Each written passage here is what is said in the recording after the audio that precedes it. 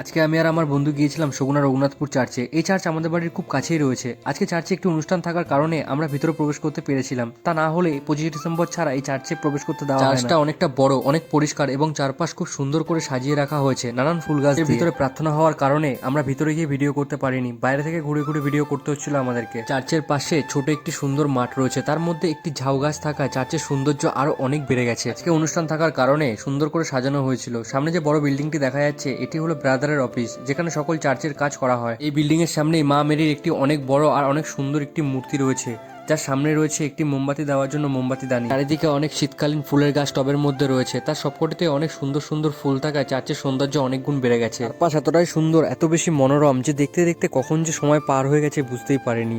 এই চার্চের পাশেই রয়েছে একটি অনেক বড় মূর্তি, এই মূর্তিটির সামনে অনেক সুন্দর ফুল গাছ দিয়ে সাজানো। অবশেষে আমরা চার্চটা দেখতে দেখতে বাড়ির দিকে রওনা দিলাম।